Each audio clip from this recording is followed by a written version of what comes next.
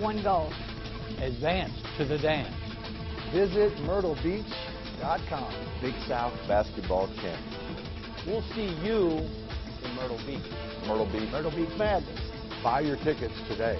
Go big. Or go home. Welcome to the Breakers Resort, located on the beautiful white sand beaches of the Atlantic Ocean in the heart of the Grand Strand. You'll feel at home in the Breakers' spacious rooms and be amazed at the beautiful views from your private balcony. Enjoy a cool drink from the Red Parrot Bar and Grill, then relax in the 418-foot lazy river. Take a dip in the indoor and outdoor pools while your kids become pirates on a water adventure on the pirate ship attraction. The Breakers Resort in Myrtle Beach. Everything you need for that perfect vacation.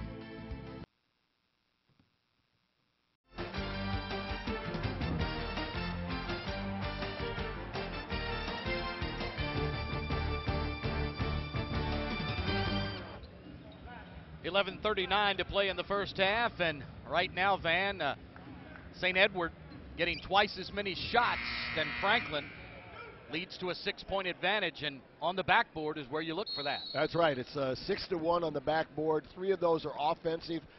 2 of those led to buckets for them off the offensive board. They missed the other one in close, but reality is that's the difference in the ball game right now is on the backboard. Kevin Crow inside the key, and an offensive foul underneath. I believe Alita pushed off. No, it was Luke Kennard who was called for the foul. I tell you Away what, from the ball. That was we're on TV, so that's an Emmy if it was anything. Yeah. I mean, that was not much of a push off, but a very, very good flop. Come on, you don't call the best player, arguably the best player in the tournament, you don't call a foul on him away from the ball. I'm sorry. Now, if he runs into somebody, I can give you that, but away from the ball, I'm with the Franklin Wildcats on that one. Well, I'll tell you what, Alan. I love the St. Edwards people too. Eric Flannery's team has been here a lot of times, and I've spent a lot of time with them. But that was just bogus. And Kennard drives it up into the paint and gets it off the glass straight away. I can tell you what they told him at the break. You got to get out here and you got to start making some things happen. Now, he got a foul on something where basically there was no play there. I don't know what that was. That time he was aggressive. He looked for it. He put his body into the other player, kissed it off the glass, and he's getting the N1 on top of it. I was going to say that could be the payback because Schmook was close, but I don't know if he reached in enough to bother the shot. And the conventional three-point play is completed. Long three. Flies the rack by Kipper Nichols. That's normally not his shot, as Kennard with a step back 2, and the roll won't go this time. Hits front rim, back rim, and then caroms off to the right. Well, I guarantee you they talked about the fact we can't win this ballgame if you're not going to take shots. And they all look for him, Van. That's the thing. They all want to get the ball into his hands, and there's another Thunderberg rebound and put back. He is dominating the inside play. Thunderberg right now with 6 points on 3 of 4 shooting and 3 rebounds. He is really taking over. Here's a long 3 in the left corner, and there's Matt Thompson again. And you know what? He was hot the other night. If he can get that going, now that Kennard has attacked the basket a few times, that pinch gets that open wing shot. And I was talking to the coaching staff for Franklin last night, Van, that in probably 2/3 of their games this year, they've had 4 players in double figures have the Wildcats. Well, you give them open shots, they can make shots. That's the one key. They'll make shots if you leave them open. Austin Dalaboa had double-figure scoring last night, or actually Friday night in the first round. 11 points to go with 8 rebounds, 4 assists, and 5 steals, and Austin hasn't been heard from yet. One of the adjustments they made here, they're putting the ball in Kennard's hands on the inbounds to bring it up. And that's forced the change in how they're defending this. Let me ask you this. You've seen him probably more than anybody here through 3 years of the Beach Ball Classic and the summer circuit and whatnot. Is he a natural point guard? No, I really think he's a skilled 2 who can bring it up. In other words, take it off the glass, run the break, do those kind of things. I really think he's best as a scorer, but scorers have to be aggressive. And when scorers are aggressive with the basketball, you have to be able to pass it, because if the defense takes away the drive lane, those kind of things from you, you've got to be able to make them pay for it. And I think he's really becoming a much better player at that. And there's a nice hanging one-hander. The little teardrop comes off short. And Evan Crow traps it down in the open court. Now he'll jack a tray. Count it! The man had a bad hand, but he doesn't have it tonight. And Franklin has taken their first lead at 16-15. It was 13-5. Yep. An 11-2 run. 6-0 run over the last minute and 5 seconds. And Thunderbird puts an end to that with a high percentage shot. And he said, I'm going to get it down here. It's all about me, baby. All about me. It's a two-man show right now. Kennard trying to force the action on the offensive end, although he's getting lots of help from his teammates. And Thunderbird is controlling the lane at the other end. Well, you know, Luke Kennard started all this by getting aggressive coming out of that timeout. Yep. Twice down the floor, he attacked the basket. Third time, he kicked it to the corner. They got a three. I really think that's the whole change of the game. But they made an adjustment by putting it in his hands on the out-of-bounds play, not waiting for him to get it once they got up the court. And that's been the big change, because initially their guards struggled and turned the ball over 2 or 3 times. They made that change. He ricochets the front end of a 2-shot foul off the heel of the rim. He reloads, fires, bullseye on the second time. Stay tuned immediately following the game as we talk about these great players. We're going to select an HTC player of the game who will receive a specially designed HTC game ball for their efforts in today's game. HTC, this is life. Connect with it. And here's an HTC replay for it. Nice little dribble drive into the paint. Now to Thunderbird. Bang! Just throws it down, and confident as whatever that he can get it done around that basket. And the 1 for 2 on the offensive end for Franklin. Now a long triple, dialing long distance. Hello! Luke shows you he can do it inside and out. But see, the drive creates that. Everybody backed off of him. They were already inside the arc, and he said, what, you're going to do that? I'm going to do this. Absolutely, and now Luke leading the charge again. No look pass to the left wing. 3-point shot. No, it's going to be a 2. Foot on the line. Got that long toe. Evan Crow does it again. I told you, Evan Crow. I think he might have been a little angry that he was hurt in that first game and couldn't show what he had to offer. Bucket will be waved off. No bucket for Dowell. That's Andrew Dowell, the brother of David Dowell. He came in earlier. They are twins, but not identical. But their football prowess is they're both going to be Kentucky Wildcats playing football next year. I'll tell you what, some tough kids on this ball club. I can't understand why St. Edward's just dropped out of the press. I'd say, okay, Luke, you're going to bring it up. You're going to bring it up against 2 guys. Yeah. I've got to make the tempo go my way. Right now, they've fallen back into more what Franklin's comfortable with, which is get it break the half court, let Kennard set up what he wants to do offensively and make the difference. The third steps violation here in the first half by the Eagles from St. Edward. St. Edward, 2 state titles under Eric Flannery. They've been to 3 state title games and to the Final Four 8 times in the Ohio High School Athletic Association. And Kennard again, this time a little short from distance. Bounce pass all the way past everybody. It was intended for Daniel Chambers. Chambers was leading the pack, but he'll get the charge of guarding Luke Kennard in the backcourt. There's Brian Bales.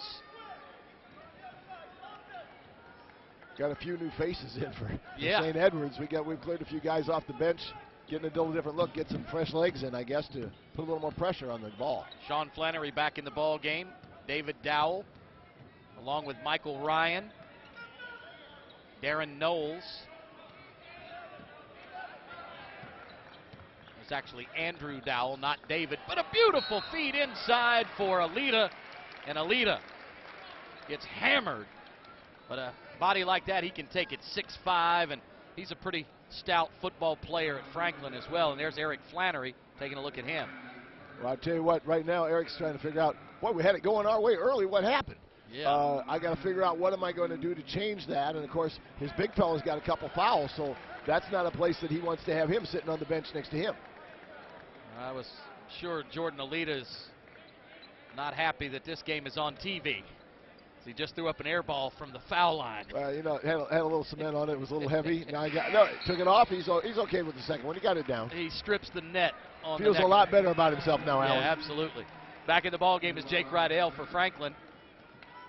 And that gives me a chance for pass along a little message. Coach Bales from Franklin, Ohio wants to say hi to all the folks at A&G Pizza in Franklin, Ohio. They have got 2 big screen TVs and the place is packed in Franklin watching today's game on Comcast Sportsnet.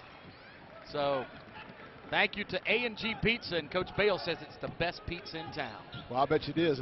They got people watching the game, having a good time, enjoying their ball club out here, getting after it. And here's a double pump in the lane, no good. Back up though for an offensive rebound, and Franklin fights for it. Out of there, Austin Dalaboa lobs it up for Luke Jamberger. Woo! Luke Kennard, he caught that one below the rim. He caught it on his way out with both hands, switched it back to his right hand and threw it down. Jams it home, and Franklin has extended the lead out to 8. That's the biggest lead of the ball game for the Wildcats on the prolific dunk from Luke Kennard.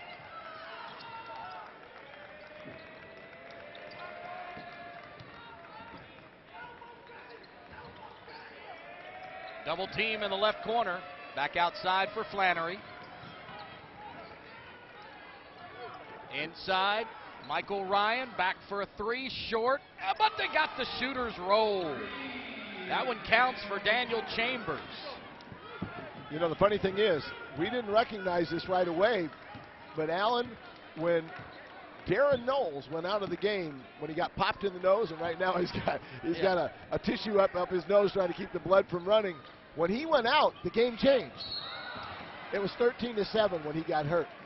And he had the most, I think, energy and was playing hard. You can see the makeshift I guess bandage. Any way to stop the blood flow, because that's, you know, in high school ball you can't have any blood showing. Yep. So he's got that going for him. You can tell he's a tough kid because he's willing to get back out here and get after it. And his ball club is down by 8. Now they're down 5, and hopefully maybe his being back on the floor will get this can put St. Edwards back into this ball game. Heck, he didn't want to go out when they forced him after he got popped in the nose. And we've got a whistle underneath before the shot. And they're going to discuss whether it could be a flagrant foul. I think Coach Flannery wanted this to be intentional, but watch this. The alley-oop for Luke Kennard on the HTC replay. Yeah, we might have a couple guys talking to one another a little bit on the floor. Sometimes it's just good to clean that up right now. They determined it was a foul on Franklin, but not intentional, and a straightaway bank shot by Andrew Dowell. 6'1" senior, scored 9 points and had 4 rebounds in their round 1 win. Luke Kennard thought he got fouled. Breakaway for Kipper Nichols. Nichols hurries back, though, the Wildcats, but they underhand it to Darren Knowles, and Knowles draws St. Edward to within 1. Luke all the way down the lane and puts it up off the glass with a nice English, and a timeout for Brian Bales after the bucket with 4:20 to play in the first half. Franklin leads it by 3. And these telecasts of the 34th Annual Beach Ball Classic are brought to you by some outstanding sponsors of all of our events. The Myrtle Beach Chamber of Commerce, the Breakers Resort, Johnny Gardner Law, Boar's Head Grand Strand Provisions, and Ocean Lakes Family Campground. Thank you to all of them for being a part of these broadcasts of the 34th Annual Beach Ball Classic, which, Van, are our 25th year of broadcasting games, and you and I have done most every single one of them. You know, it's an amazing thing. We've been doing it, I think we've done all but about 1 championship game during that period, and we've been broadcast partners for a long, long time, Alan. Time.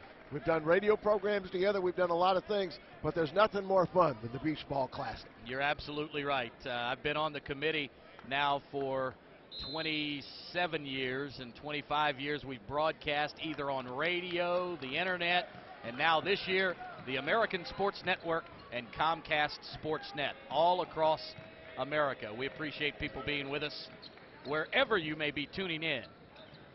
Knowles has it on the far sideline. Flannery loaded the gun for three, decided not to shoot, and lost it on the pass. Ahead to Dalaboa. Dalaboa with a reverse layup. It won't go down, and an over-the-back foul. Let's see who it's on. It's going to be on Franklin, but we've got a media timeout with 3:58 to play in the first half. Franklin holding on to a 3-point lead at the 34th Annual Beach Ball Classic, presented by VisitMyrtleBeach.com.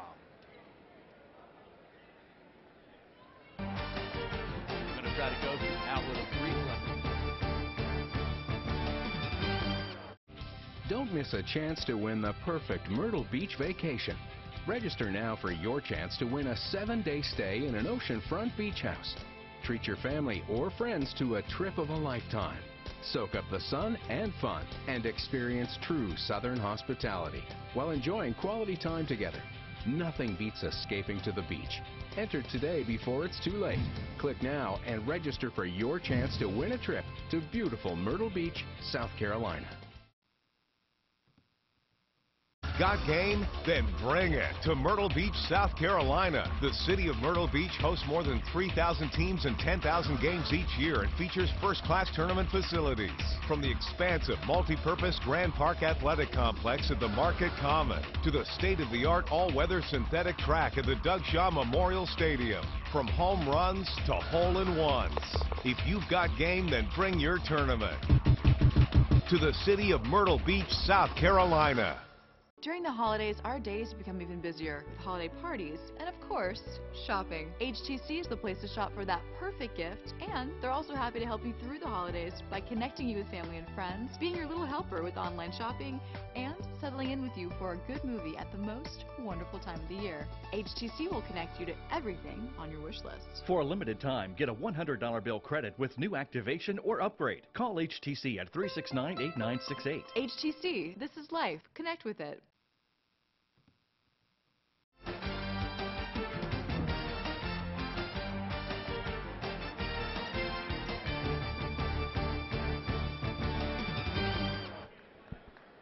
Back inside the Lambeau Arena at the 34th Annual Beach Ball Classic. What a difference 8 minutes makes, Van. The last media timeout, St. Edward led 13-7, and Franklin was shooting a grand total of 40% on 2 of 5. Now they have made 7 of their last 15 shots and are shooting 53%, which is ahead of St. Edward at 52 right now. Well, the big difference was Darian Knowles got hit in the nose, went out of the ball game. That seemed to defensively change everything they were doing. They didn't seem to be able to put that same pressure on. But when he came back in the game, they were down 8. That is, St. Edwards was, and St. Edwards came back and got themselves back in the ball game. And another travel. That is the 4th or 5th, maybe, here in the first half against the Eagles, and they turn it over. I mean, those are unforced turnovers that lead to a deficit when they were up 9 early in this ball game. Yeah, that's their 8th turnover overall. They're down. That's a -3. That's 3 possessions. That's a couple baskets, and that's the difference in the ball game. That's exactly right. 3.5 minutes to play. Austin Dalaboa gets double teamed, and then as he tries to slide past Andrew Dowell, Dowell is called for a blocking foul, and I think he was just in the wrong place at the wrong time. Andrew said, they're not going to call that on me when I play in Kentucky next year in football. Yeah. What are you talking about? He was asking that question like, I didn't hardly touch him. Yeah. Well, when you're strong and physical like he is, doesn't take a whole lot to knock somebody down. And he does have a nice body. I know Mark Stoops loves the aggressiveness and the size of the Dowell brothers, Andrew and David. Foul shot by Dalaboa. Heavy off the front. Pulled the string on that one a little bit.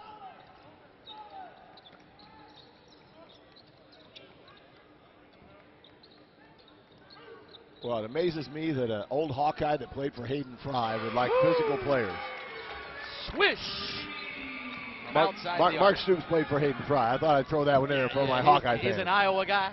That's right. Yeah, well, I know you're an Iowa guy by way of Las Vegas now. How you like living in Vegas? I like living in Vegas. It's a beautiful city. There's so many things to do.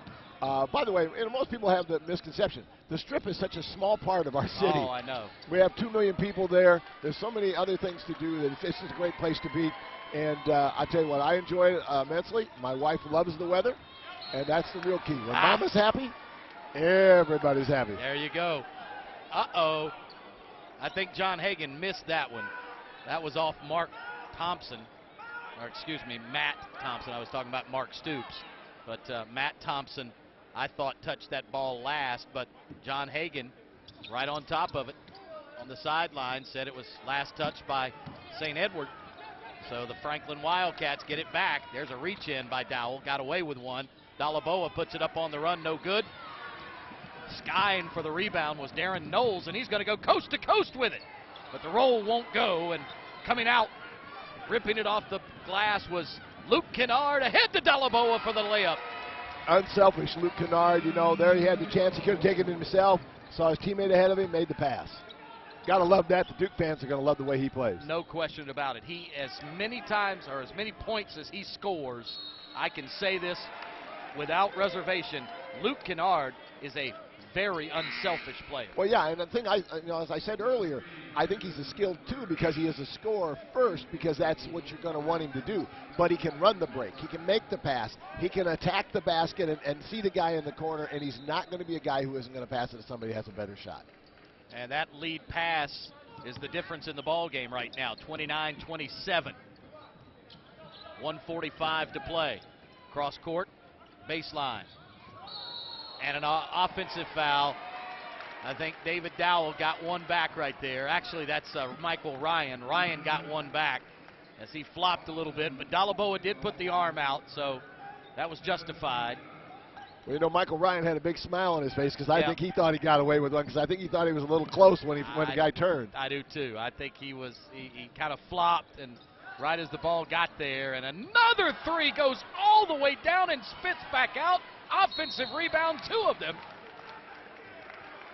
That's going to be a downfall of the Wildcats if they don't get on the backboard. Someone other than Luke Kennard has got to rebound. Yeah, because you can't give them too many shots under there. They're not going to miss 3 in a row very often, and that's the kind of thing that they're going to have to do. Is they're going to have to seal off a little bit better and do a better job on the backboard. But now we're going to find out, can St. Edwards make those free throws?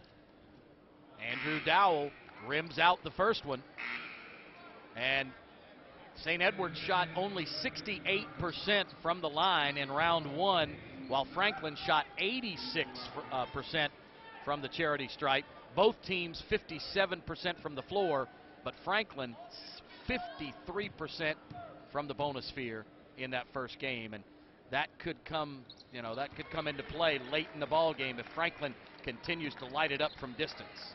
Well, the big thing for Franklin is getting the ball in Luke Kennard's hand and making sure that he's the guy at the free throw line. Because he was 14 of 17 in that first game. Dribbles around the double team, off to Kennard. It's a blocking foul. Good call by John Hagan underneath as Ryan tried to draw another charge. This time he is called for the block, and it's going to be an old-fashioned three-point play attempt. And you see Ryan's smile. He said, well, I got away with one before. He got one, he didn't get one. It's bottom line there was he just didn't get over and get his feet set. So the second three-point play completed by Franklin, and it should be 31-28 as Franklin had a 29-28 lead, so it is 31-28. And it might be 32. Yeah, that's right. I was saying it was 29 before, so a three-point play completed. 32-28 is correct. 4-point lead. And that should be a travel. Good call. Again, Mike Gatewood, he switched pivot feet. Kipper Nichols, he spun, and when he did, he switched pivot feet. And Mike Gatewood was right on it. Yeah, I think what he didn't realize, he leaned to the outside first before he went back through that two-pivot move, and official saw it.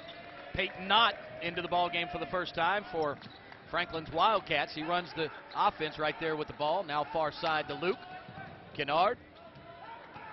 Up to the elbow, back outside for Knott. Knott calls out the play. We're inside a minute. Running a little half-weave stall for the final shot. Double stack high. And a reach-in foul on Andrew Dowell. Both teams in the bonus. So with 33.3, Luke Kennard's going to go back to the line, and Kennard is 5 of 6. Well, like I said, if this guy is at the free throw line, they're in good shape. Just 5 of 11 from the field. But when you shoot that sweet, you get most of the rolls, and that one hit the rim, glass, and net. And coming back in the ballgame, Derek Funderburk. He's been out for a while, and well, he has 2 fouls. I think they've been trying to protect him. Why he's back in for the last 33 seconds, I don't understand, because you're really running a risk to get number 3 here. Second toss is on the way, and you can count it. Inside a half minute now. 3 ball from the far corner. Brandon Lurch. Lurch misses. They fight for the rebound, and it's off of Franklin. No, it's off of Nichols. John Hagan was pointing to the floor. I thought he was pointing to one of the Wildcats. He was pointing to the floor and gives it to the Wildcats, so they'll have a chance to double stack that stall again and take the final shot. Sean Flannery. Well, I know Austin Delaboa thought that he took a real shot before the ball went over there. He was looking at the official like, no foul? And he's holding. Well, at least they got the ball back, so he didn't feel quite so bad. He's holding his jaw, and he sat on the floor for a while. 6-point lead. Luke up to the head of the key, flies a 3, around and in. You know, sometimes he just makes it look easy, doesn't he? Biggest lead of the half for Franklin at 9. They were down 9, now they're up 9 at the half. 37-28. So the folks at A&G Pizza are very happy, Van. Oh yeah, there's no doubt about that. I'll tell you, right now you look at this. Luke Kennard took the game over after they got down 13-5. Said, I'm going to put it on my back, and he took his ball club here into a 9-point lead at the halftime with 21 points in the first half. As we get ready for our halftime festivities, Banana Jack Murphy and the VisitMyrtleBeach.com halftime report will get it underway with a visit with the head coach of the Franklin Wildcats, who lead it 37-28 over the St. Edward Eagles. He's with Caroline Springs. Guys, I'm here with Coach Brian Bales. Coach, this is a lot closer a game than it was last time. Yeah, you know, well, this is the first time we played St. Edwards. Oh, I'm sorry. I meant previously in the tournament. Yeah, but, you know, they're a really good team, and our guys come in knowing that this is a big challenge for us. But I think our guys have really competed. I'm so proud of them. We've played tough defensively, but we got a lot of game left, and we know what St. Edwards is going to do, so we gotta approach this thing like it's 0-0 and keep going at them. Okay, and what are those strategies for approaching them and keeping on going? Well, we're going to tell our guys when we go in here it's 0-0, and we're going to break this thing down into 4 4-minute wars, and we got to try to win each 4-minute war by 1 point is the way I'm going to look at it. And we're not into moral victories. We had a good half, but there's a lot of basketball left to play. Okay, Coach, thank you so much for your time. And now back to our game announcers, Van and Allen. Thank you, Caroline. 37-28.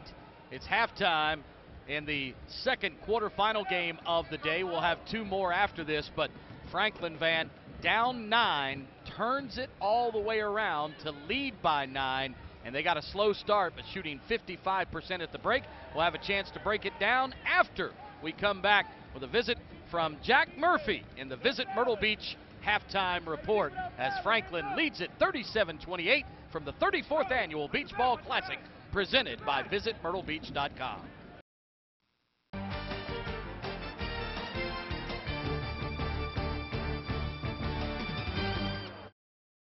There's an amazing place where family vacation memories are made and shared over and over again, where new experiences never disappoint, and where the only thing better than visiting is coming back again.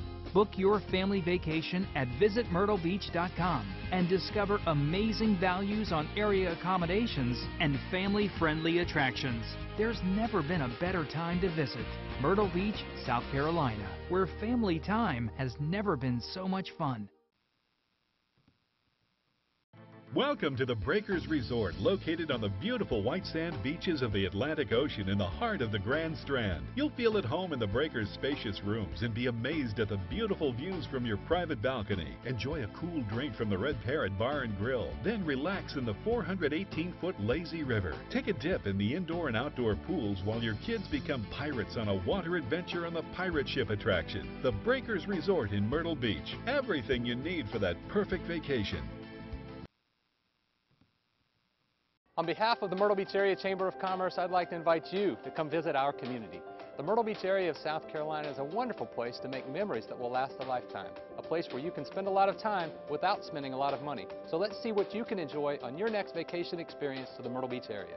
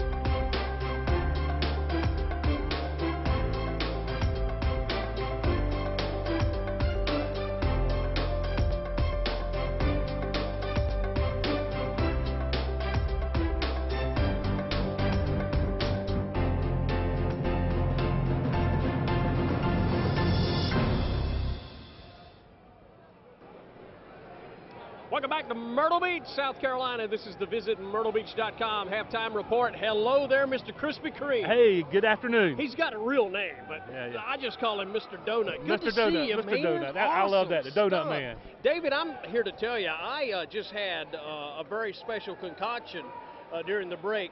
The red velvet thing, you guys mix up flavors year-round. We do. We change it about once every quarter. Every 5 to 6 weeks, we'll change our variety of the month donut. Well, I grew up in North Carolina. Krispy Kreme is a household name in the Carolinas, but that company has branched out all across America, hasn't it? All over the world. Really? Yeah, yes. It's in Japan, in Australia, in the Middle East, in England. They're going everywhere right now. Actually, overseas is probably growing faster than America right now. Well, you're kind of the director of operations. How many locations here along the Grand Strand? Well, I've got 6 locations from the Outer Banks down to Hilton Head, South Carolina, with a new one being built in Jacksonville. So I'll have 7 here in about another 3 weeks. Friend. Good stuff. Yeah. Well, folks are always entertained at halftime on the big event. Yes.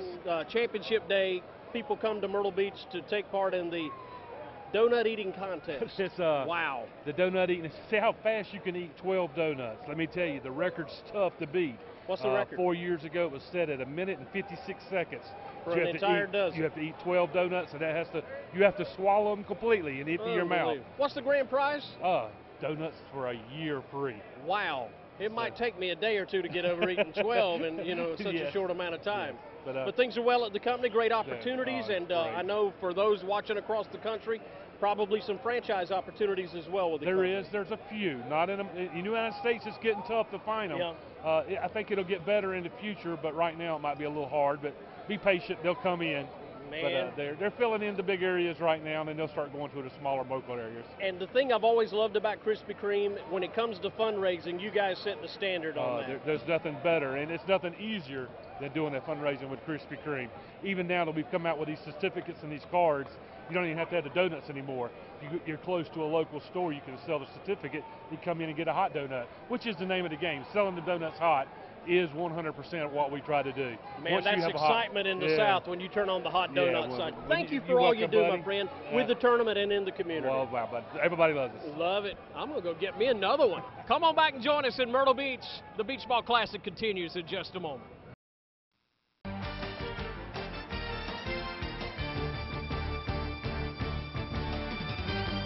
Got game? Then bring it to Myrtle Beach, South Carolina. The city of Myrtle Beach hosts more than 3,000 teams and 10,000 games each year and features first-class tournament facilities.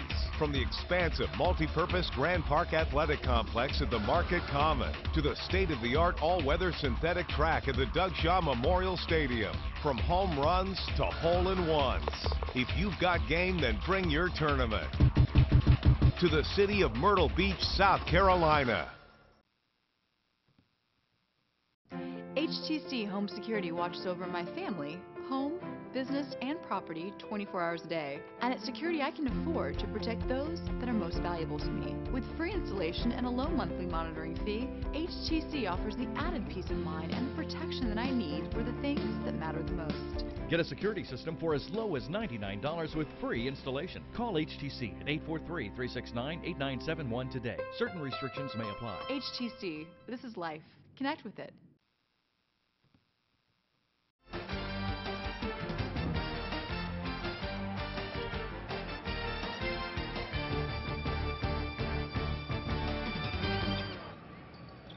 Back inside the Lambeau Arena, as you see, the Beach Ball Classic has paved the way both athletically and academically through the years, as Southern Asphalt gives you the tidbits about the Beach Ball Classic. Over $100,000 in scholarships just for the Academic Olympics.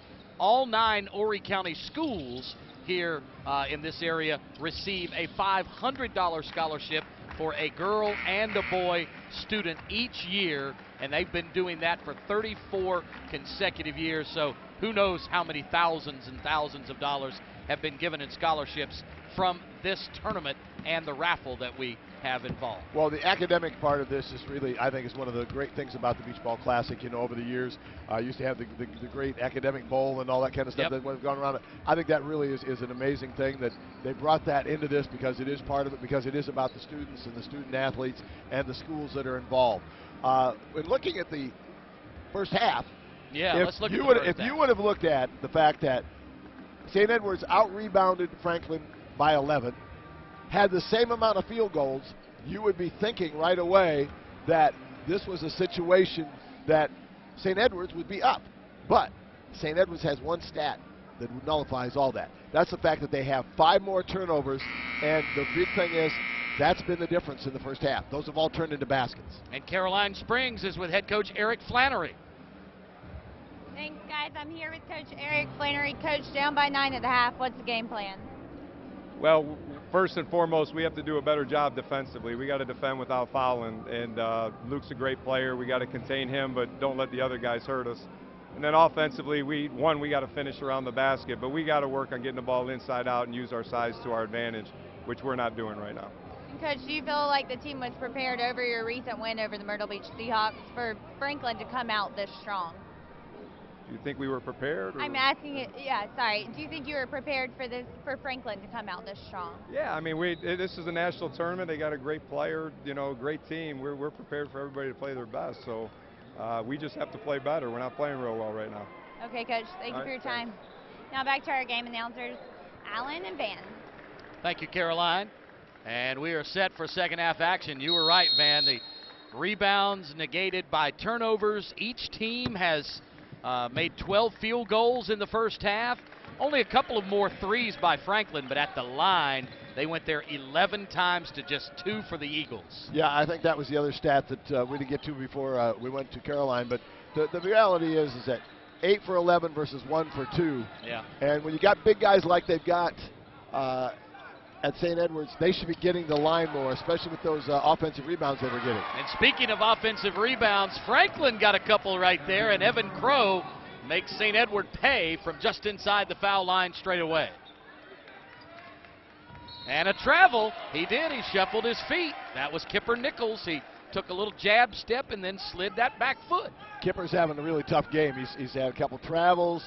He's had switched his foot down here. He's kind of struggling a little bit trying to get himself into this game. And if they're going to have any chance, he's got to start showing some offensive tools. Yeah, he's their top scorer, and he only has 2 points in this ball game. He had 21 in their first round game, and there's Flannery showing his trickiness. Comes in from behind to poke it out of bounds. You know, one thing though, he's 100 miles a minute. You know, the one thing is, we said Derek Funderburk had to be a real key here in the second half. Yep. And I think he's really got to step in. He's got to show why Ohio State, Tennessee, Indiana, Xavier, Iowa, Michigan, Michigan State, Wisconsin, Dayton are all recruiting him, and start to take over the inside game if they're going to have a chance to get back in this.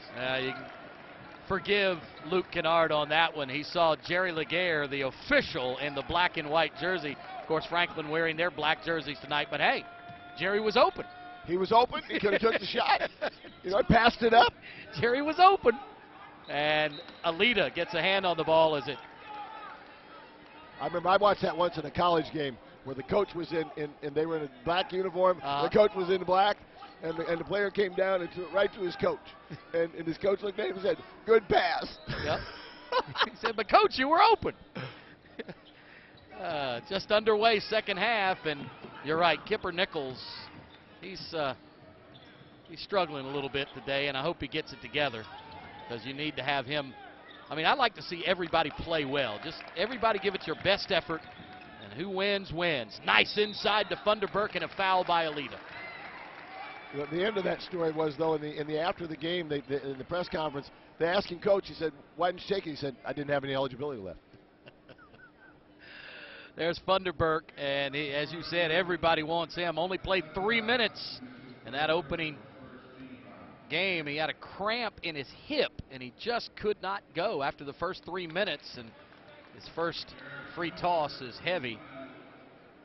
Brian Bales' team hanging on to an 11-point lead right now. That's the first double-digit lead by either team. And 2 misses.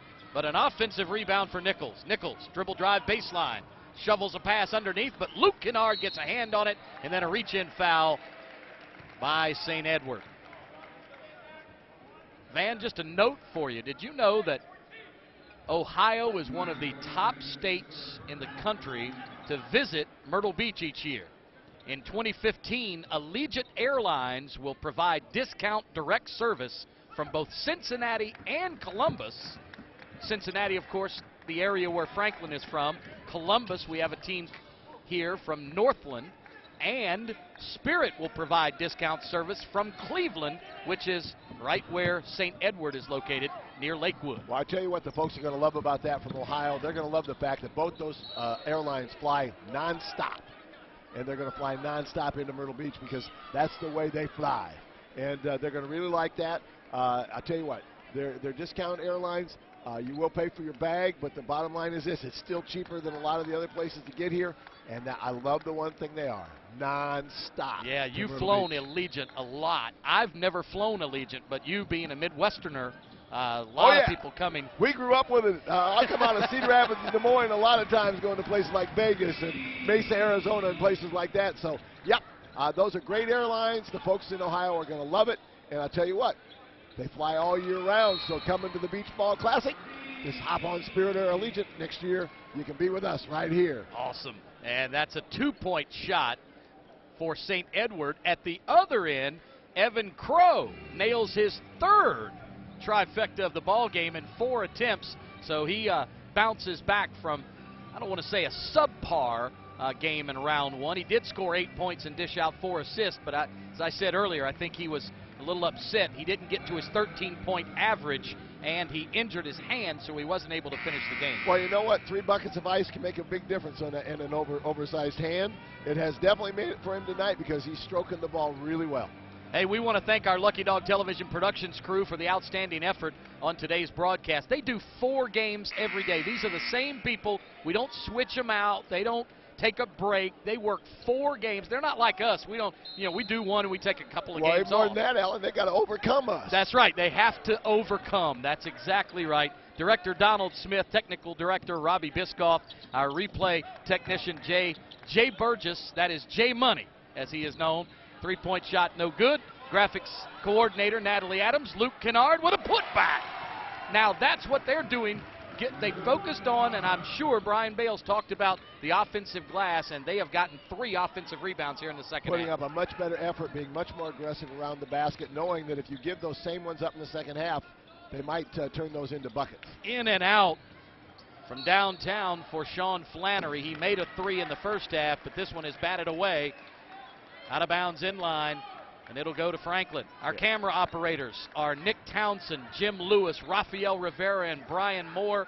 And our production assistants, Mallory Blackman, Bill Floyd, William Bone, and Valerie Knapp works with our satellite coordinators in Chicago and Las Vegas, Chattanooga, Philadelphia, Comcast Sports, all across the country. And we appreciate their cooperation. And dribbling it on the sideline, a steal by St. Edward, but they give it right back. So these people, our staff members with Lucky Dog Television Productions, they work every single game. They don't get games off. There's one thing about the folks in the back. They are the ones that make us look good. No question. I always say, I've said in the round 1 that we are called talent, and I think Ralph, now another pull-up jumper just inside the lane, 14 feet by Evan Crow. And he is up to his average now. Crow with 15 points in the ball game. But I think Ralph Patterson said it best, that talent is a noun. Sometimes it's unknown, too. That's yeah. So the real talent is on the production truck. And with the folks that make it possible to see these broadcasts, and those are the ones you see during the timeouts, and most specifically, visit myrtlebeach.com and HTC. This is life. Connect with it. Good folks. I always look at it this way, Alan. Without those people that have the technical knowledge, we're just 2 guys sitting next to courtside talking to ourselves. Talking to ourselves. Yep. Dalaboa off to Kennard. Sean Flannery, he's not backing off the challenge. Kennard, though, tipped it up twice. Might have been a little basket interference there. Probably cost himself a bucket, I think, on that putback. Kipper Nichols takes the lead pass and glides into the hoop. Maybe should have just let that one see if it played out. Might have gone down. Franklin up by 14. Evan Crow's shooting here in the second half has gone a long way to help that. And a save inbounds. Nice effort by Funderburk to save it. And then a travel by Flannery gives it right back. And we've got a media timeout on the floor with 11:34 to play. Franklin has stormed out of the gates here in the second half. 9-point lead has grown up to 14. And when we come back, we'll tell you more about how we got here at the 34th Annual Beach Ball Classic. It's presented by VisitMyrtleBeach.com.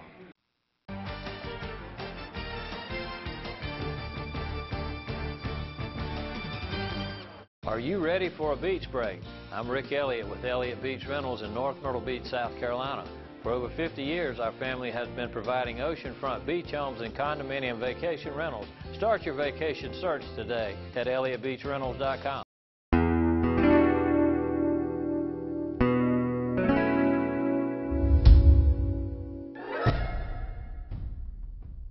You just made one mistake. Don't make another. Call Johnny Gardner Law. Don't miss a chance to win the perfect Myrtle Beach vacation. Register now for your chance to win a 7-day stay in an oceanfront beach house. Treat your family or friends to a trip of a lifetime. Soak up the sun and fun and experience true Southern hospitality while enjoying quality time together. Nothing beats escaping to the beach. Enter today before it's too late. Click now and register for your chance to win a trip to beautiful Myrtle Beach, South Carolina. Passion, pride, intensity, leadership, teamwork, memories. 6 days, 11 schools, 20 games, 22 teams. One goal. Advance to the dance. Visit MyrtleBeach.com. Big South basketball champion. We'll see you in Myrtle Beach. Myrtle Beach. Myrtle Beach Madness. Buy your tickets today. Go big or go home.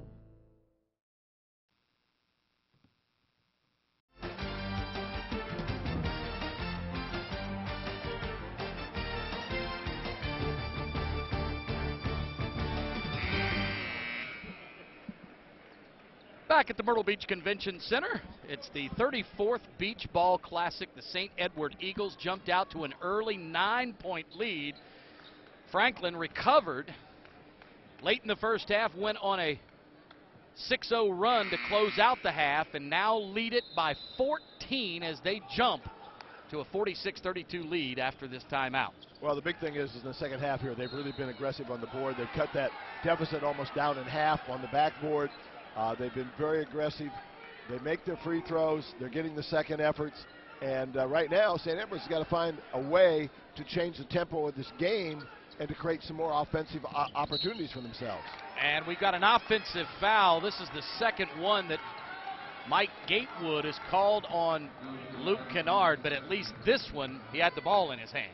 Yeah, he had the ball in his hand, and there was a little bump. It wasn't a lot. Yeah. But if it's an emphasis in the state of South Carolina, then they're going to call it. May have pushed off just a hair, but offensive foul nonetheless after Brian Bales was incredulous that Matt Thompson was not fouled underneath by Funderburk when he blocked the shot a moment ago. In and out, no good. And Austin Dalabo with a little stop and start dribble.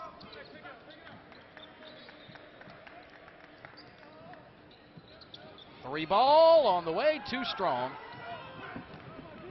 That's Crow's shot, though. Coach Bales will never discourage that. Elbow dribble, left corner. Decided not to pull the trigger. He was open for a second. Brandon Lurch let go of one in the first half, decides not to here in the second half, and a late whistle, but I believe it was a foul. Funderburk will shoot twice. Well, you know, he's not going to discourage you because he was shooting 3 for 5 from the field. I mean, 60% from three-point range. I'm going to let him shoot that shot. And it'll have to be after the next time out, but I'm going to tell you how we got here. We do have one team already into the semifinals. It's the Huff Huskies. They'll play the winner of this game in the first semifinal tomorrow night at 7 o'clock. And then Van and I will have the second semifinal, which will be coming up. Earlier today, St. Francis defeated North Little Rock 80-54.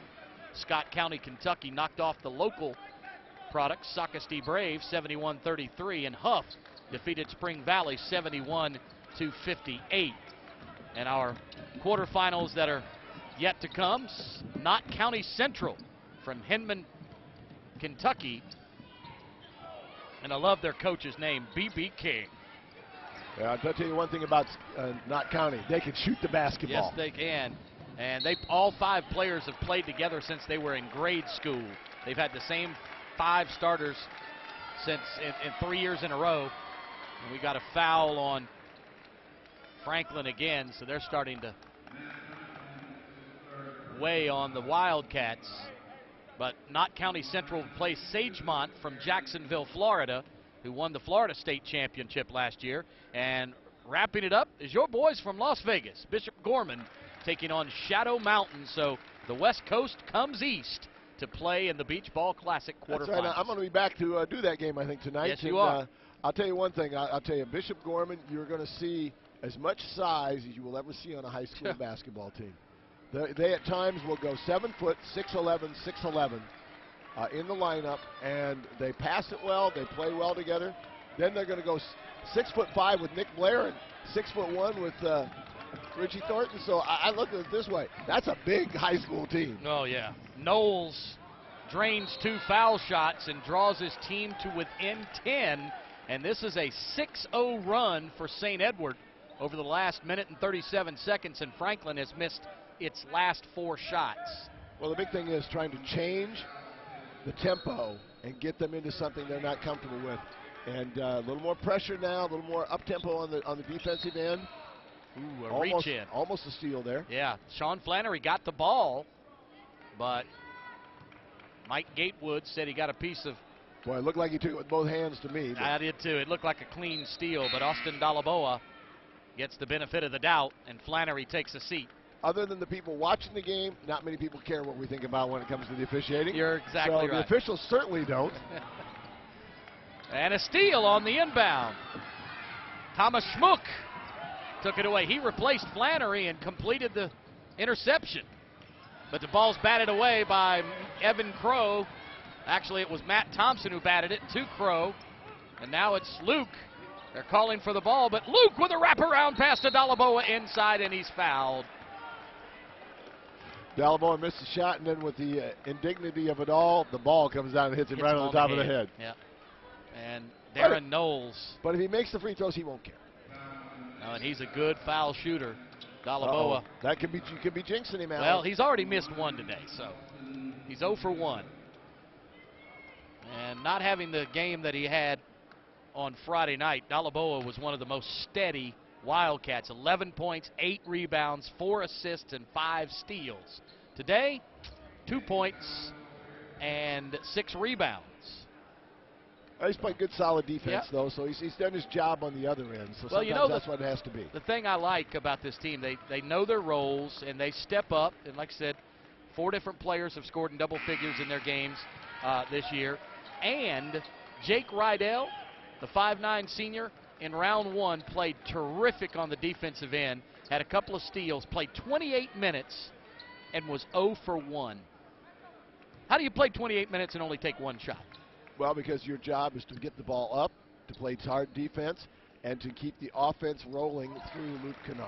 Well, I'm saying that as a compliment because he knows what his job is. Well, you asked me how you do that. No, I just told you how you do that. If I play 28 minutes, I'm getting up. Oh, I know you'd get a bunch of shots. So no doubt in my mind. I'm getting shots up. I am a volume shooter. I didn't say I was a volume maker. I said I was a volume shooter. But see, I have this thing about the game, Alan, and I will tell you this. You know, I ran Future Stars basketball camp for 20-some years. Yep. And I really have a thing about shot makers, not shot takers. Right. You'd be in trouble most of the time you were in No camp. doubt. Here's a shot maker. You betcha. Right on cue. That young man would have been just fine at Future Stars. Right on cue. Just fine. Makes us look good. Luke Kennard. Back up to a 15-point lead. 9 minutes to play, 3 ball, 2 strong, rebound into the ball game for the first time, and Matthew Gonzalez kicks it out for a 3 for Thomas Schmuck, and an offensive rebound taken, and a defensive foul committed by Franklin. It's the 3rd foul on Luke Kennard. You know, this is the first appearance by Matthew Gonzalez.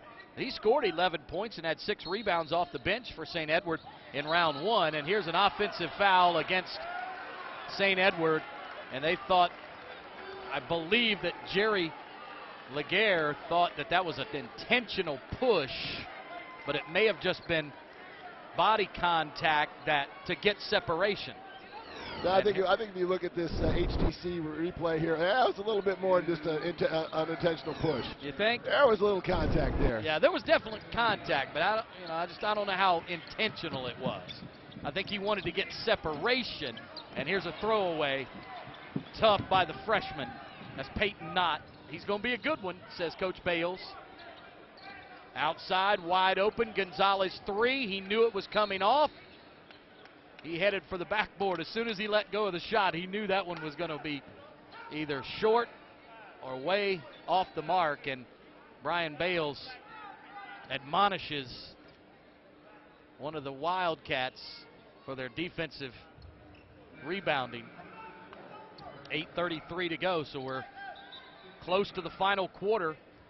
St. Edward 4-1 coming in, beat Myrtle Beach 94-42 on Friday night in the first round action. And the Wildcats defeated Mullins for a 2nd year in a row in the first round, 96-73, and that's when Luke Kennard set the all-time scoring record in a single game with 52. It was attacked the next day, though. I'll tell you, it was by Jalik Felton. Felton had 51. 51, and he took one. He needed one of your shots, Alan. That's it. He was getting up shots. But here's the interesting tidbit on that. As a nice move by Dalaboa. Karam's off the heel of the rim, and They fight for it and almost depantses Andrew Dowell. There's a lot of bumping going on. I was kind of watching a little bit. Physical. Little animosity Hey, between these two teams. Dowell likes that. He's a football guy. A lot of bumping going on. I watched a couple guys walk by each other on the way up the court. Just, a little elbow into the shoulder as they went by. Yeah, a little bumping, not a lot of scoring, as St. Edward has 3 turnovers in the last minute and 33 seconds, which has prevented them from getting good shots at the foul line. Is Andrew Dowell. Dowell in the ball game is 1 for 2 from there.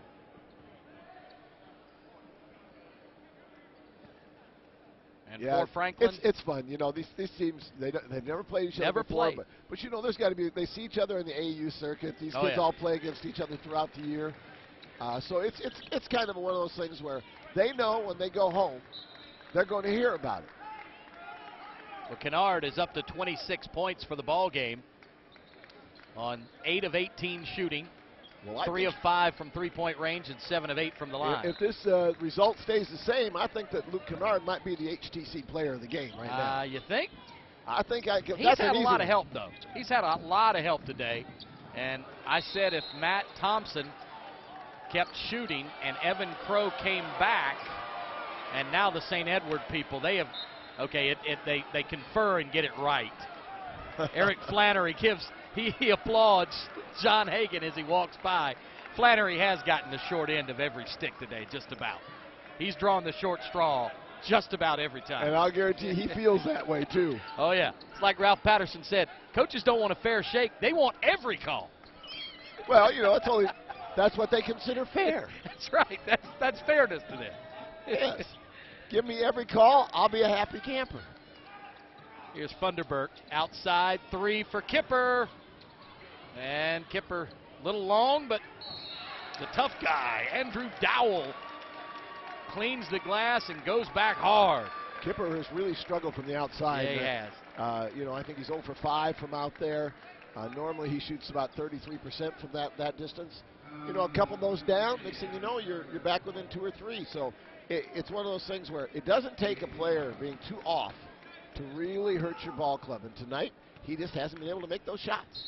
Dowell has only had 5 points in this ball game, but it feels like he's been in on every play here in the second half. He likes contact now. He's going to find people to run into and do a little bumping and running and make sure he's on the floor with you. Coach Flannery likes the effort his guys are giving here in the second half, but they just haven't been able to cut into that lead. It was 9 at the break. It's 12 right now. Well, they got it down one time, I think, to 7, and that's as close as they've been able to get it. They've struggled to put them together. They get a couple buckets and then give up a couple real quick. Franklin have only played locally until they came to Myrtle Beach. They were 5-0 coming into the tournament, so 6-0 right now. St. Edward lost a tough one early on, and Austin Dalaboa acrobatic shot and a timeout for Brian Bales. He wants to give his guys a quick breather, and what a move by Austin Dalaboa. I tell you what, he struggled getting that ball down a couple times, but that time he finished it. Wow.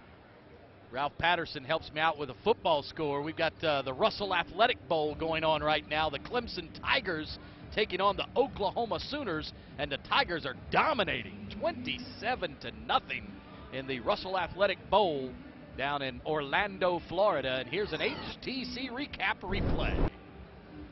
Watch this one. He goes behind his back, up over his head. Just a pretty play. Yeah, that wasn't even a reverse layup. That was a dipsy-do, kind of up over the head type shot.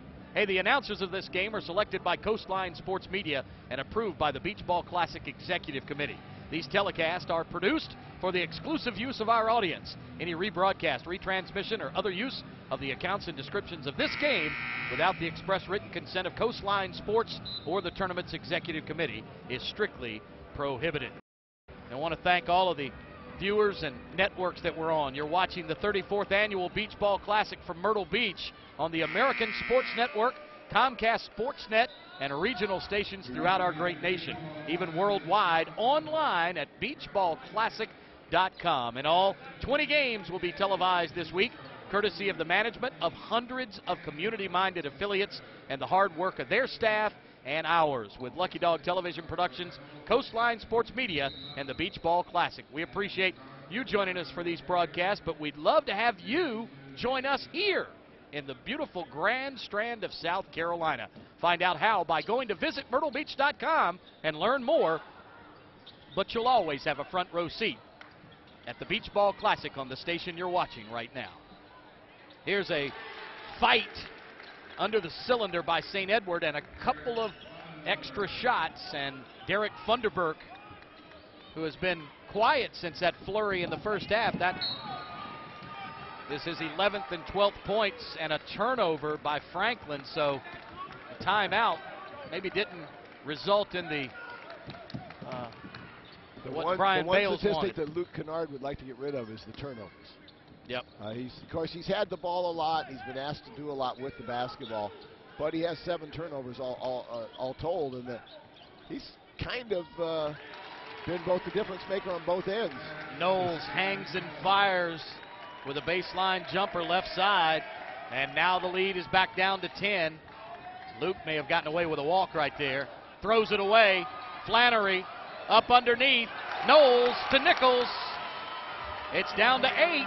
6 quick buckets, or 6 quick points, 3 turnovers in the last minute by Franklin, and another timeout by Bales, and he took that timeout after Austin Dalaboa's acrobatic shot, and the result was a quick 6-point run after the timeout. Sometimes you help the other team kill your momentum, and the other coach set up what he wants to do, and he didn't have to take a timeout to do it. Exactly, and I think Bales wanted to discuss something in particular, but that gave St. Edward the momentum coming off that timeout. And the one difference there was Kennard was taking the ball out and getting it back. Well, that was allowing the double team in the corner. There was a trap on that. When he's the guy receiving it on the inbounds, he can turn and get up the floor. He was much more effective when he's the guy taking the ball on the inbound.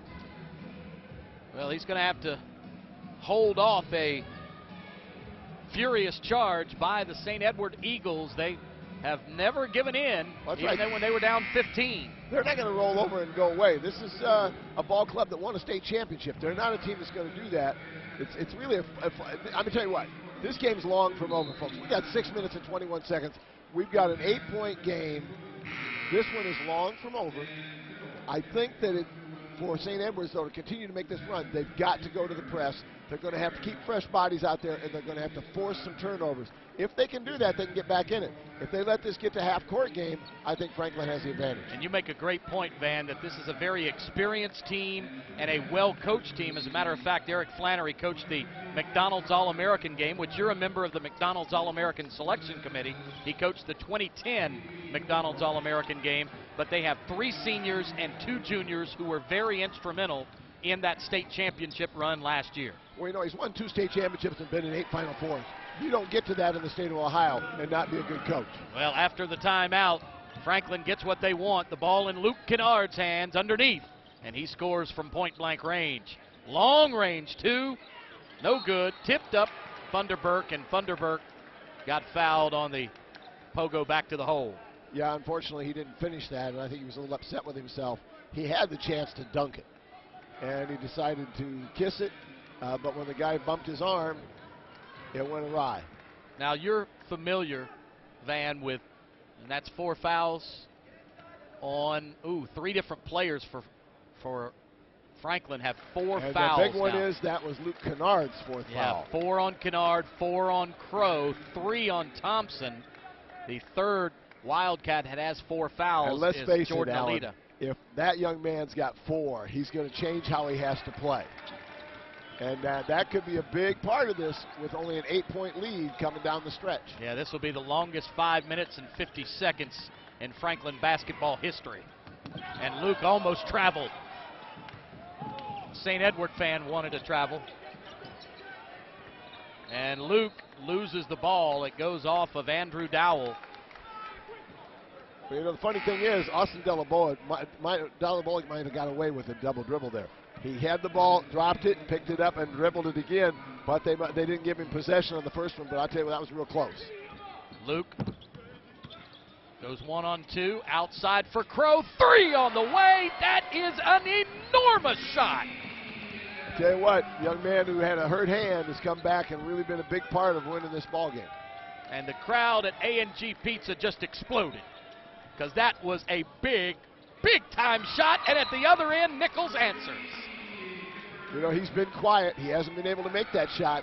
That is key right there. Yes, it was. That may be the biggest shot of the tournament for St. Edward because Kipper has been struggling today. Oh, absolutely off his game. That was, I think, 1 for 7 here from three-point range. That was a big shot for him. Boy, that Coach Flannery just wiped his jaw and went, whew. Yeah, I mean, he was worried about the 11-point deficit, but more about Nichols' play today, and I think he knows that might have just opened up a can for Kipper Nichols. Well, yeah, you know, sometimes a guy has to make one shot. Yep. Make one, all of a sudden everything changes. And when you're in a close game, and believe me, folks, 8 points in this game doesn't look like a lot because we've seen a 15-point lead go to 8 in a hurry. If all of a sudden there's another run like that, and he could be a big part of that. Kipper Nichols can make the difference here.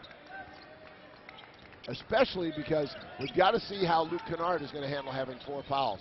Can he be as aggressive offensively as well as defensively? And Franklin hasn't handled the pressure tremendously, but that backdoor cut, that's a good call by Jerry Laguerre as Dalaboa double pumped a shot and got raked. Coach Flannery disagrees, but it's going to be 2 shots for Dalaboa with 5:04 to play. Now, Van, you know Midwestern basketball much more than me, and these two are 2 of the best Midwest teams we've ever had here.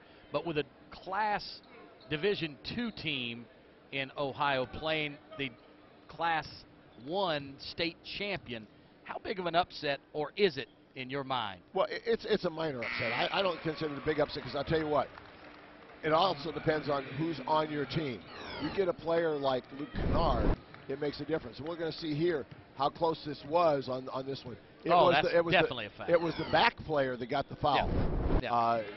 It was Nichols that created the foul. The block on the front half was clean, but the other guy reached and grabbed his arm. Now, please, St. Edward fans, do not think that we think this is over by any stretch of the imagination. I'm just saying what if, because you know that's what the Franklin fans are thinking. It would not be a gigantic because, first of all, you have a player going to Duke who's rated amongst the top 25 players in his class. So when you look at a player like that nullifies, I think, the way the game is called, the way the game is played. With a great player on the floor, all of a sudden that Division II, Division I, that line's blurred. Yep. It doesn't mean as much. And that's the 5th foul on Jordan Alita. And they're going to bring in a freshman to replace the senior. Well, they're going with the ball handler. Yeah, and they feel comfortable with can make a shot if he has to. They're replacing 6'5" with 5'8", and maybe 100 pounds difference. Well, the big thing here is going to be they've got a couple other guys in foul trouble as well, Luke Kennard being one of them. They can't afford to lose one of those guys who's a big key part to this down the stretch. Funderburk is 5 of 7 at the line today, so he has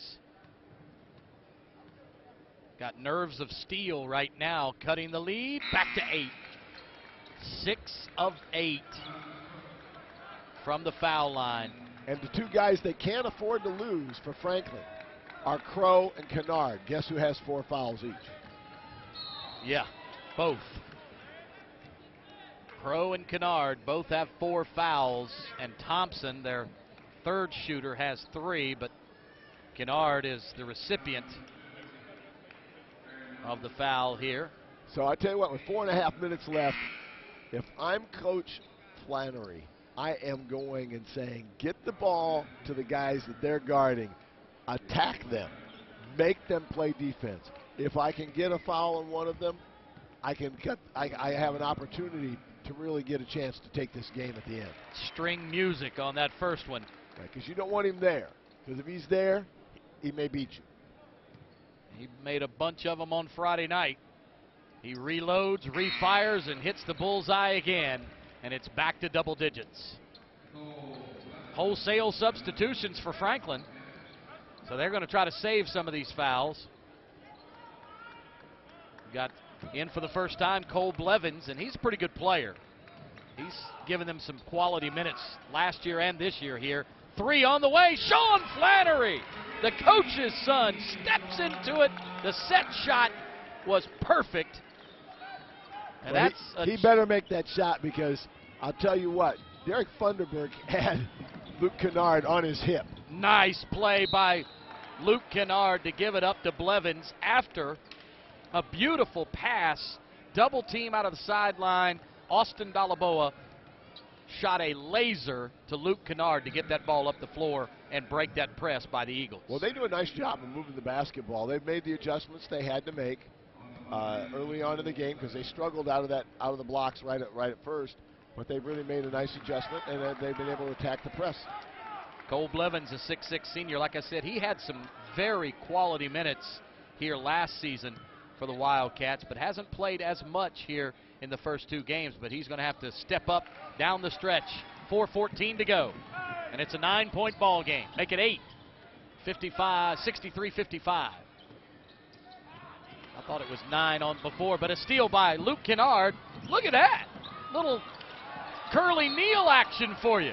Yeah, we got a little Globetrotter action out there on the floor. Yeah, Curly Neal went to my high school. Did you know that, man? I did not know that Curly went to your high It's school, the Alan. Dudley High School in Greensboro, North Carolina, but you have to be our age to know who we're talking about. That's right, and on top of that, Curly was 20 years older than us. That's it. Curly Neal, the dribbling wizard of the Harlem Globetrotters, played with Meadowlark Lemon and all the great clown prince of basketball. And so, but he was the first of the trick ball handling stars of yesteryear, and that right there, Luke Kennard went to a knee twice and kept his dribble alive. Well, Curly was one of the first guys to wear a headband. Oh yeah, because he was one of the first guys to shave ball his head. head. That's right. Yeah, he he was had the first first guy to ball shave his head.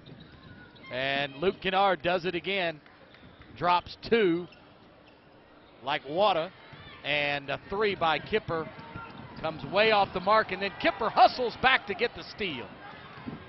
Kipper Nichols to the line, to the lane, to the hole, gives it off to Funderburk for the 2-hand ram.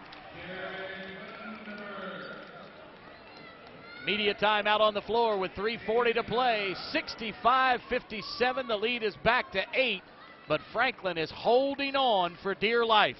And we'll have the final few minutes when we return to the second quarterfinal game of this Monday afternoon affair from Myrtle Beach, South Carolina. It is the 34th Annual Beach Ball Classic presented by VisitMyrtleBeach.com.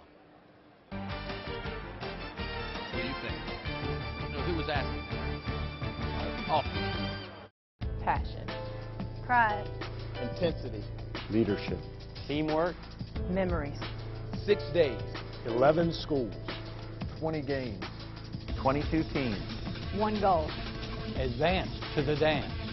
Visit MyrtleBeach.com. Big South Basketball Championship. We'll see you in Myrtle Beach. Myrtle Beach. Myrtle Beach Madness. Buy your tickets today. Go big or go home.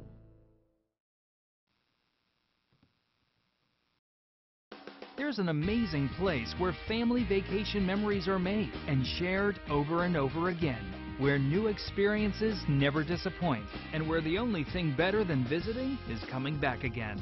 Book your family vacation at visitmyrtlebeach.com and discover amazing values on area accommodations and family-friendly attractions. There's never been a better time to visit Myrtle Beach, South Carolina, where family time has never been so much fun. My HTC digital cable service connects me to my favorite shows and new release movies with video on demand, so I can watch what I want, when I want. And I can choose from more than 200 channels, including digital cable sports. I'll never miss a play for my favorite team in any season. With HTC, it's a win-win, because HTC connects me with the things that mean the most. Score big with ESPN3. More college sports action on 8 more channels. Only $5 a month on Passport Plus. Call 369-8967. HTC, this is life. Connect with it.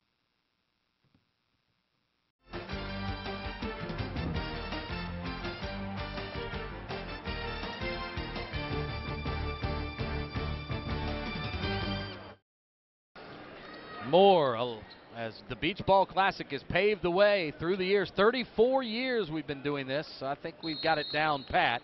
And we thank Southern Asphalt for recognizing all of the efforts of our committee and great players we've had through the years. We've the Kobe Bryants and the Kevin Garnetts, and a traveling violation by Austin Dalaboa.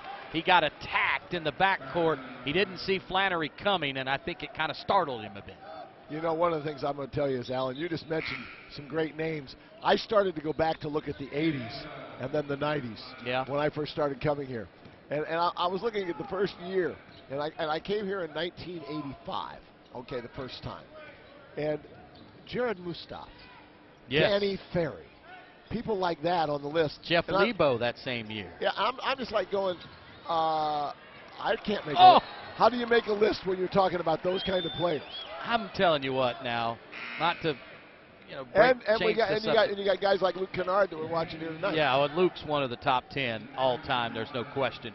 But I just feel so bad for Kipper Nickel. He's their top scorer. He's the rock. And you know what? He's going to put this on his shoulders, too, at the end of the night if they don't pull this out, because he really knows he had an opportunity. Another steal. There's Kipper Nickel again, and he finally scores the bucket. He lost it on the baseline before, and Sean Flannery does it. Sean Flannery has made the Wildcats scaredy cats over the past couple of trips. He has been everywhere. Well, you know, he made that three, and it is like energizing. He's like the old Energizer Bunny all of a sudden. He is crazy fast, and this is a spot throw-in. They get it to Matt Thompson, and a foul from behind on Darren Knowles, and he's been quiet since early on. But, you know, I mentioned a couple of the players that we had early in my days, the Kobe Bryants and the Kevin Garnetts, and I love Grant Hill. And my favorite all-time is Kenny Anderson, but we've had Rasheed Wallace. There's no question that Luke Kennard, no matter who you throw out there, Luke Kennard is in the top 10 all-time of this tournament. Mike Bibby, who's now coaching in this event, he broke. When he was here, he had the top 2 scoring outputs before Luke Kennard showed up 3 years ago. And now Luke has taken over the top spot and tied Mike for the second spot. You know, the funny thing is about Mike, now, just in telling the story about him, because his team's going to play later on tonight. Yep. But I had him as a camper at Future Stars, and on one night, and he had 48. Another three! Sean Flannery, he might need to go on the list here soon. I tell you what, Sean Flannery's been the little spark plug here. Sean Flannery has been the spark plug for the Eagles today. And I watched him get that kind of numbers here in this tournament as well when we're talking about Mike Bibby. I tell you what, this tournament has turned out some of the greatest players in the history of basketball have been through out here on these courts. And I remember one night, there was a game here played here. Was there a kid by the name of Telfair and a kid by the name of Felton, as I remember right? Sebastian Telfair and Raymond Felton. Wasn't there like 7,500 people in this arena? Sold this joint out. You could not find a ticket. You couldn't scalp a ticket to that game. And, around 7,500 packed the Myrtle Beach Convention Center. We have a panoramic view from up in the corner of all the way around the gym. And it just people hanging from the rafters, literally. But, we turned in our player of the game nominations a moment ago to our broadcast partner, Caroline Springs, and we said, obviously, Luke Kennard if Franklin wins, and Derek Funderburk if St. Edwards wins. I think I'm going to change my vote to Sean Flannery. I love this kid. Well, the reason you love him is because he plays like you. Yeah, he's my size. He's your size. He's out there. He's hustling. He's getting it done. Well, I wish I was his size around, but that was there probably was a time. Vertically, there was a time. There was a time. Yes. There was a time. Vertically, we're challenged, but horizontally, I'm definitely challenged. It's been a number of decades since you were that size. I will at least put it that way. Sean Flannery, goodness gracious, has he been terrific here in the second half. I just love the fact that we've got a 2-possession game here with 2 minutes and 50 seconds left. This one is not over. No, did you ever doubt it? I don't think I did. No, I didn't. I knew that a double-digit lead was not going to hold up against a team as long and as talented as St. Edward. Kennard almost picks up his 5th foul on the offensive end. Little bit of a push off there. Could have gone either way. And I think that Jerry Laguerre swallowed his whistle, knowing that Luke's got 4. Jump pass, near side. You know, the officials, if they're good officials, if they're aware officials, they'll know who has 4 fouls. And if it's a star that they know that the team needs, they might just turn the other cheek. Well, they might, but they'd never admit to that. No, of course not. But I've heard, I can tell you this, you know, a guy that you've been in the locker room with some officials once in a oh, while yes. to hear him talk? No question. I was going to say, you and I know this guy very, very well. And Luke Kennard, that's what I was getting ready to say. I thought a foul was called, but he got away with an extra step, but he didn't. Mike Gatewood called the travel, and I think it was the right call, Van. Well, I think it was too. And as you say, you know, officials got to have a little guts too. Yep. Makes a call on the star on a play that could be a difference maker here. This bucket gets it down to a 1-possession ball game if they convert. A college official who you and I both know, who I think may be the best of all time. Here's a long pass from Funderburk. Alley-oop from way outside. That has to be, you know, eye contact right there. And it's down to a 1-possession game. 67-64 and a steal. Kipper Knowles. Make that Nichols. Nichols all the way to the hole. It's a 1-point ball game. And Brian Bales is screaming timeout. Screaming timeout. Tell you what, we said when it was 15 points, it was not over. We said when it was 8 points, it was definitely not over. And here we are, 1-point ball game with 1:58 to go. Well, I can tell you, I know that it's the Beach Ball Classic, it's my the friend. Beach Ball Classic, and for 34 years, we've seen performances like this. We've seen great comebacks. We've seen blowouts that were impressive in the efforts. But here's an effort that St. Edward fans are cheering for. Boom. That's the eye contact between Nichols and Funderburk.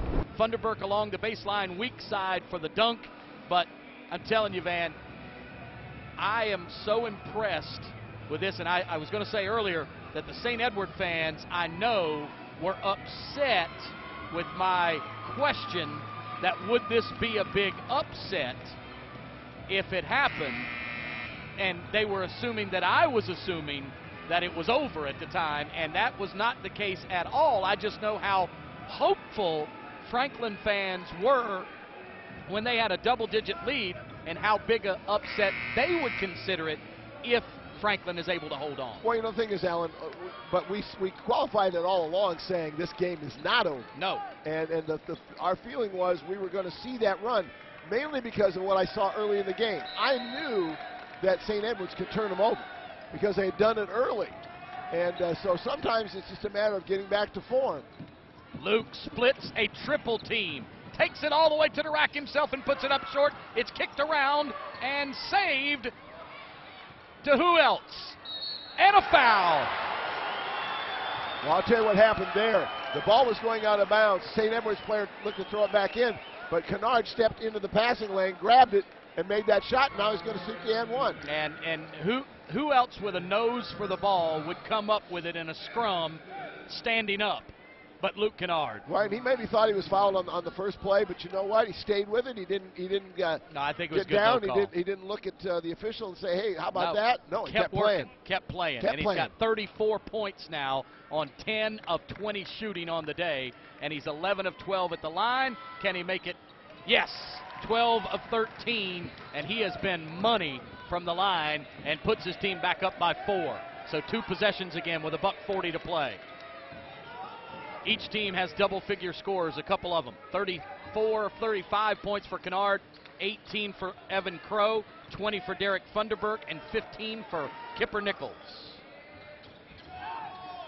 Nichols to the baseline, gives it off to Funderburk again, and Funderburk lays it in on the weak side. Well, Nichols is, can be aggressive now. He feels confident with the basketball. And that play was made by that confidence. And that was the 5th foul on Andrew Dowell. So he'll go to the line. Will Luke Kennard. And Dowell will take a seat. Each team has a player that's fouled out now. Jordan Alita fouled out earlier for Franklin. It's been a very, very physical game today. Yes, it has. I mean, both teams aren't afraid to put some bodies on folks. Play tough, play physical.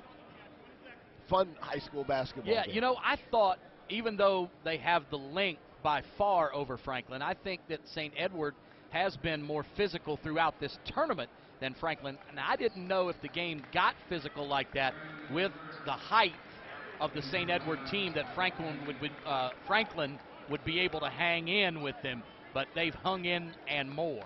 Well, they've hung in, and for two reasons. One, Luke Kennard went and got the basketball when they needed him to have it in his hands. Number two, Matt Thompson made shots when they tried to take that away. And those are things that Shooter's roll. Yeah, I saw that one. I thought it was going out. Laid on the heel. And then they just said, no, I'll go back in. Yeah. And, hey, it's an All-American with 36 points. He's having a fair to middling game. Absolutely, as he drains a second. And it's back to 4. But that's not... He's at his average before he came to the beach ball club. Yeah, they're going to have to foul someone other than Luke Kennard. Well, you got to keep the ball out of his hands if you want that. And there's another 3, set shot, and it's Kipper Nichols again. And Nichols, you cannot stop him. You can only hope to contain him, and they have contained him this afternoon. But Nichols is stepping up at the end. They get it across to the freshman. That may be the guy you want to foul right there. Well, you know, Nichols' game changed at the 8:52 mark when he made that 3. He's been a totally different player down the stretch. And Dalaboa is fouled. Dalaboa has been not as strong at the foul line today as he has been, but 4 of 5. He's had a couple of ricochet in for him. We're inside, a minute to play, and boy, it just feels that you can feel the tension. I don't know about you, Alan, but if I'm 4 for 5, I'd probably be happy. Absolutely. But as he slides one over the front of the rim. And I will tell you what, I don't know about you, Van, but I can feel the heat in this room right now. Everybody in the place is rooting for somebody, and a great finish down the stretch. Well, you know what? The crowd's getting their money's worth. They're appreciative of it. Have a nice crowd here tonight. Great crowd. Early. The 5:15 game. Normally, it's the 7 o'clock or later game before we get a big one. 3! Kipper Nichols does it again. And I tell you what, if they come back and win, we might have to change again. I know. Kipper Nichols might be our player of the game. And boy, has he stepped up of late. He's got 20 points now, just a couple behind Funderburk, and he's made 9 of 16 field goals. Boy, that's the quietest 9 of 16 I've seen in my life. 2 of 7 from three-point distance. That may be the difference right there. You know, he had 6 at the half, and he has absolutely put it on in the second half. From the 8:55-52 mark until now, he has been the best player on the floor. And neither team has a timeout remaining. HTC replay.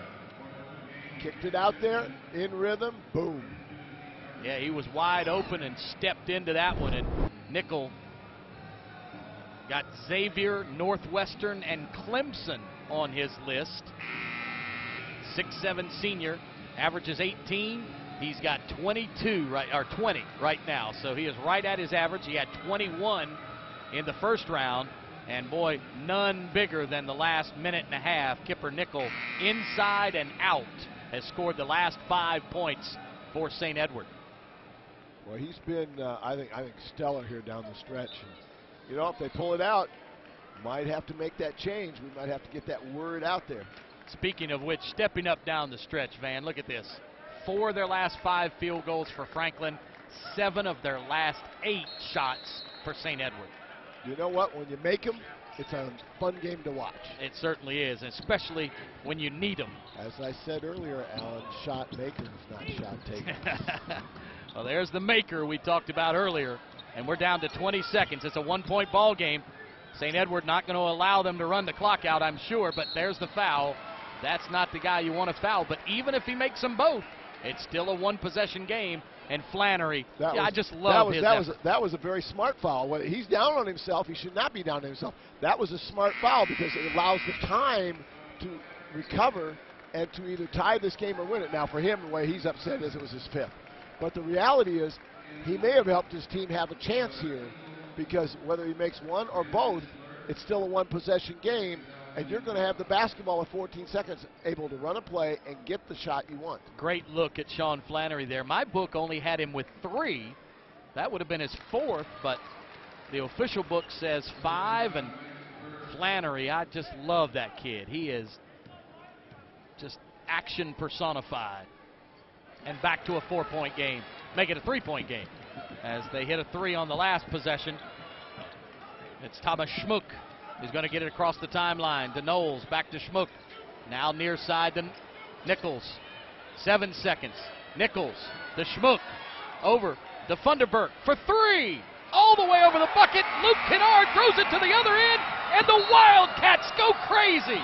Look at the celebration by the head coach, Brian Bales, and the visitors from Franklin, Ohio, and the A&G Pizza place just went nuts. Well, I'll tell you what a great game. Franklin holds on 76-73. St. Edward's got the last shot. I think they wanted Nichols to take that shot. They couldn't get him open. Yeah. And, you know, let's give the big fella credit. He saw that happening and jumped out in that corner to at least get a shot off before the buzzer. So the Franklin, Ohio Wildcats meeting their Division I foes for the very first time from their home state, the state champion, St. Edward Eagles. Fall to the Franklin Wildcats 76-73, and a jubilant. And that Franklin coaching staff is as close as any coaching staff I've ever seen come to the Beach Ball Classic, and this will be a jubilant interview by Brian Bales with our own Caroline Springs as he is making his way towards Caroline and gets a huge hug from his young son, and well-deserved. Here is Coach Brian Bales with Caroline Springs. Thanks, guys. I'm here with Coach Brian Bales. Coach, great win. A lot of heart out on that floor tonight. Oh, man, our guys played so tough, and St. Edwards is, I mean, they're an elite program in the state of Ohio, defending state champions for Division I, and I couldn't be more proud of our guys right now. That was one of the biggest wins in our program history right there. That's a program changer right there. Well, Coach, again, congratulations. A ton of points scored on second chances and off turnovers. Is there anything the team could have done better tonight? Well, you know, it wasn't pretty all the time, but with their size and everything, we changed how we played a little bit. And I just say hi to everybody back home. I know there's a lot of people watching, and that was a big win for our program. And, Coach, anything that you're going to do to prepare for your competition against Huff coming up tomorrow? To be honest, I don't even know who we play tomorrow. I know we had a big win right now. We're going to enjoy it, and then we'll figure out, do we play tomorrow? Yes. Play tomorrow. Okay. Thank you so much. All right, Coach, thank you so much for your time. Now back to our game announcers. Thank you, Caroline. Now, that is a type of interview that you want to do as a broadcaster. And I would tell you what, a program changer is what he calls it, man. Well, you know, it can be, because there's a lot of growing up that I think the rest of this ball club did to play with Luke Kennard. This could be one that could change it for the rest of the year for them. And one they deserve. We're going to come back in a moment with final thoughts, and then our VisitMyrtleBeach.com pregame show for the next outing. We'll tell you about it on the other side as you're watching the 34th Annual Beach Ball Classic presented by VisitMyrtleBeach.com.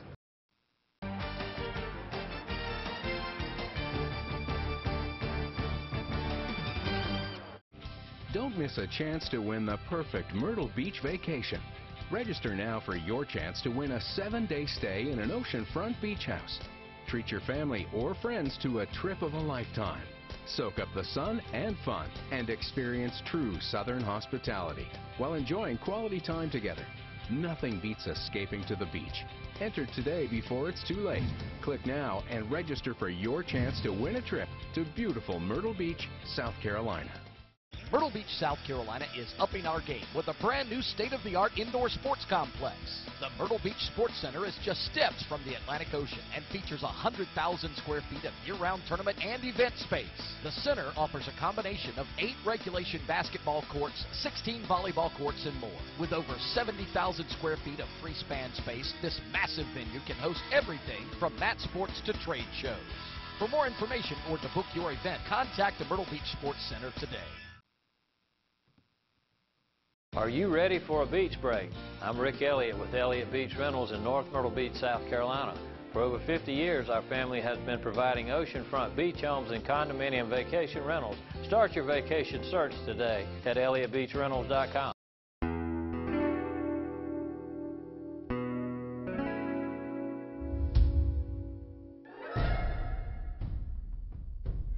just made one mistake. Don't make another. Call Johnny Gardner Law. Passion. Pride. Intensity. Leadership. Teamwork. Memories. 6 days. 11 schools. 20 games. 22 teams. One goal. Advance to the dance. Visit MyrtleBeach.com. Big South basketball champion. We'll see you in Myrtle Beach. Myrtle Beach. Myrtle Beach Madness. Buy your tickets today. Go big or go home.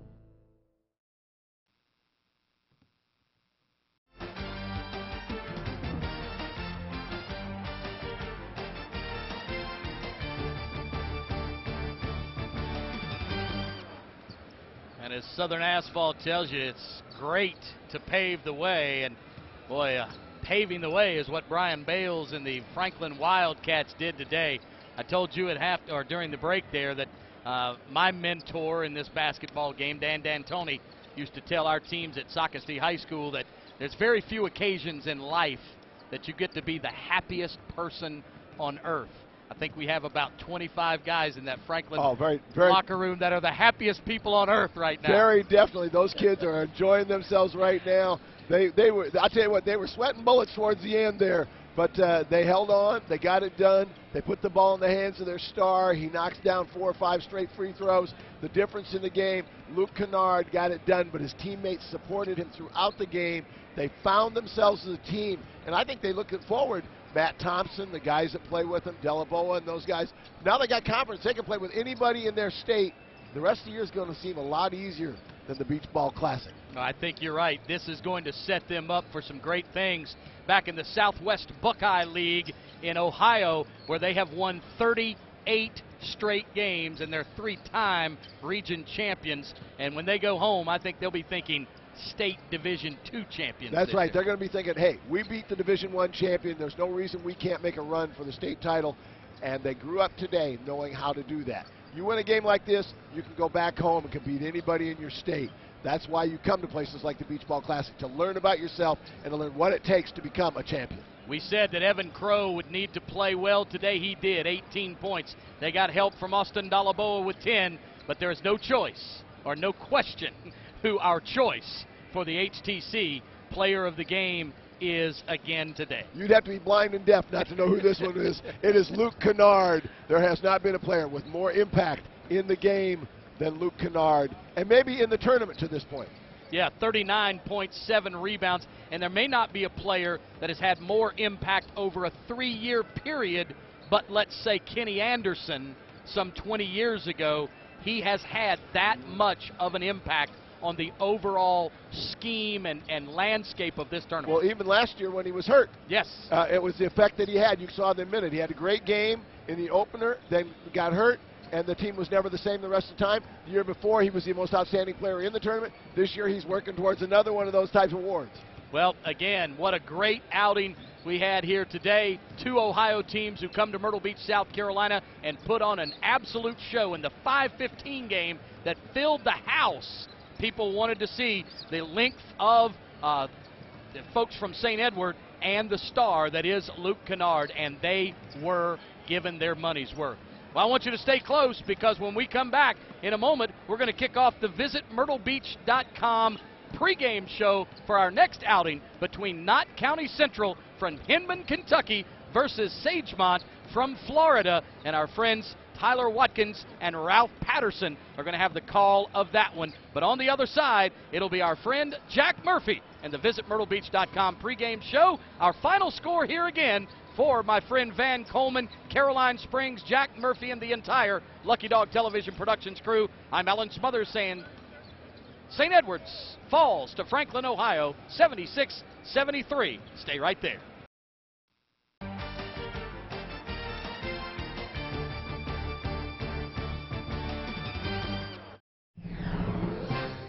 Johnny Gardner Law. I like working with people, and so one of the things I find most